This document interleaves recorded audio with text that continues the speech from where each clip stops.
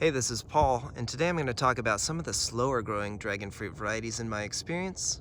And you can see here, first on my list is Hylocereus ocamponis, El Grullo. Now, I do need to mention that I live in Southern California, inland, and zone 9B. And this winter has been rather mild, low in the 40s, and in fact we hit 81 degrees earlier this week. So you can see this branch is still growing, it's got growth.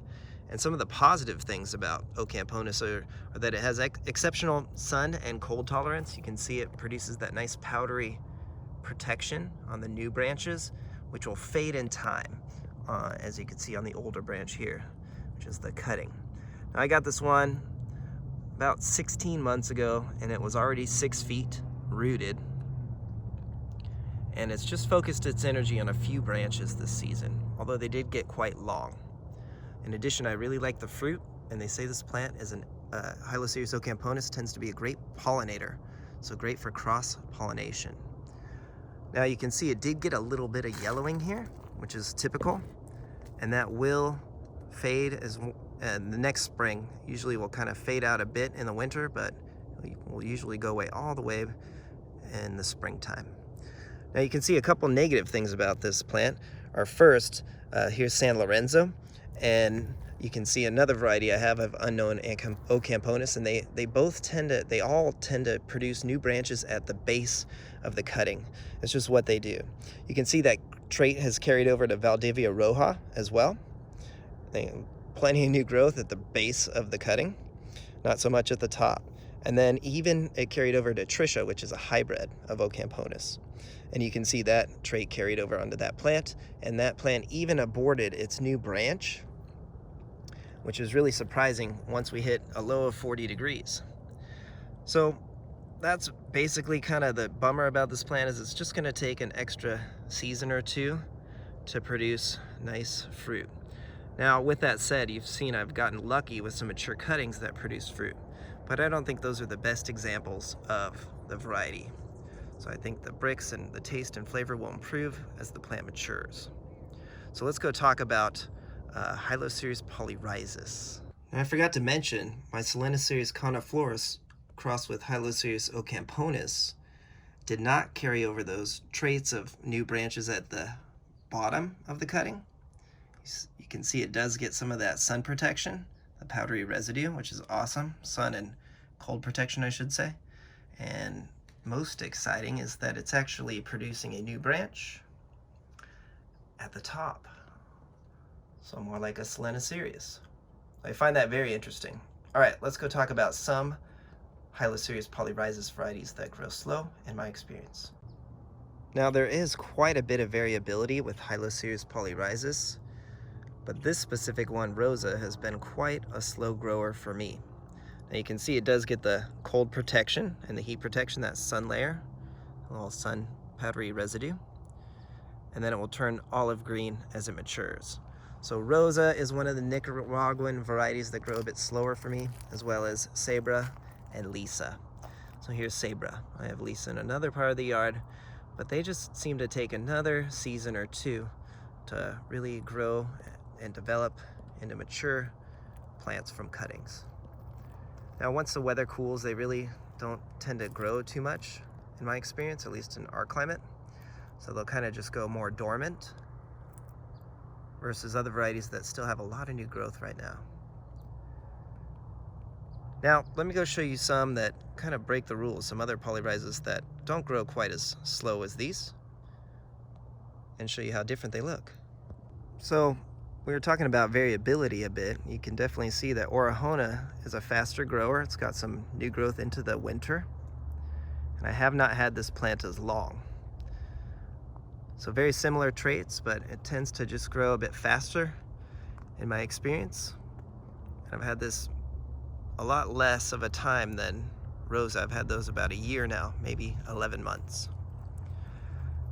Now, Red Jaina or Red Hiana is another variety of Hylocereus polyrhizus that grows a bit faster in my experience, but it's much more cold sensitive.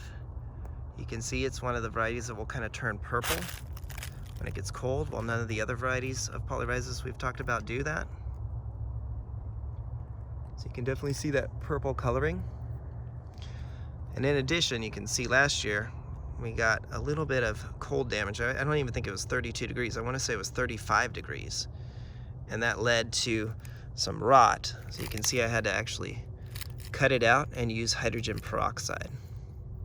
So definitely quite a bit of variability with Hylocereus polyrhizus. You can see, if you can, get a nice mature cutting. Here's one of George's unknown Polyrhizus varieties. And you can see it's definitely not a slow grower. It's shooting some very large branches into the fall and winter. But again, that was a mature plant with some roots. So three-year-old cutting. So here's another variety that requires a bit of patience, in my opinion. This is Armando, Hylocereus Costa Rican. Now, it is really sun and cold tolerant and really thick, but it's just not a very rapid grower for me. Once it gets cold, it doesn't shoot any new growth until the spring when it starts to warm up again.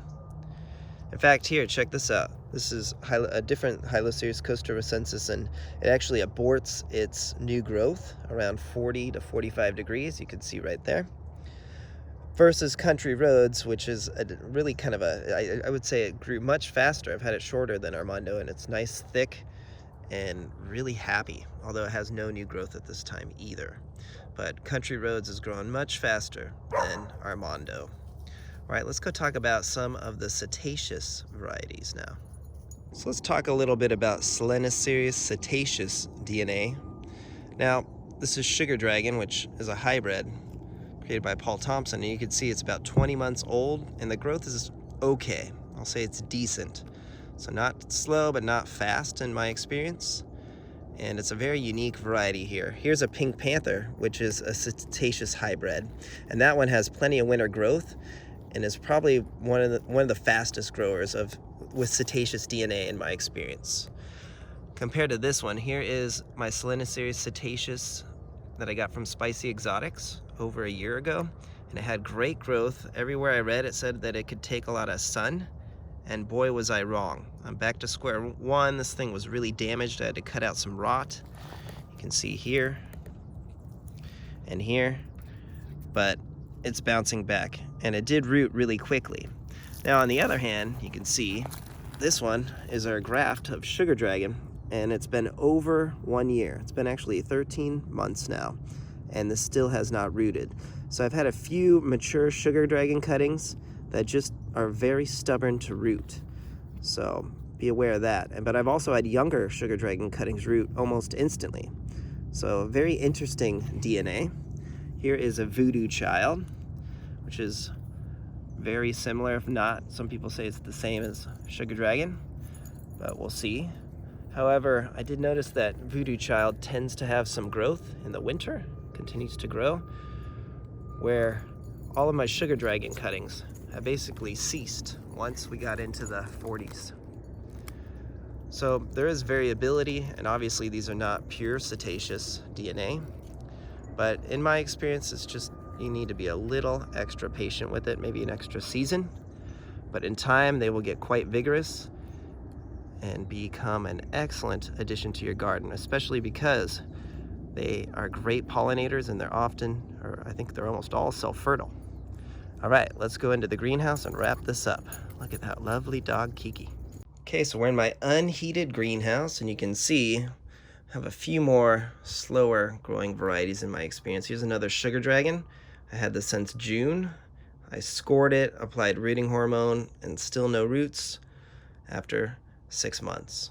So I'll be patient with that one, and I expect some roots next season. Okay, so here's a yellow tie. Now, Hylocereus megalanthus DNA can be a bit of a challenge to start growing, at least to get it to root, but however, once they root, they'll grow quickly. So this one took me about 6 months to root. It really needs that heat in June, July in our climate for them to really root and start growing. Now you can see here, Desert King, I got this in the fall, and so no roots yet. So I just need to be patient. You can see I also have Frankie's Red, and Yellow Cross 68, both of those were slow to root for me, and they didn't root until the weather started to warm up. So unless you have a heated greenhouse, you're gonna have to be a little bit patient with those varieties, in my experience, at least getting them to root. Growth-wise, they should be a bit more rapid. Hopefully next season they'll kind of catch up. Now last but not least, you can see these are two of George's plants. George's Unknown, number 15, and this one's number 3. I think they're a little different. They have some different colors and slightly different traits, but they look overall similar.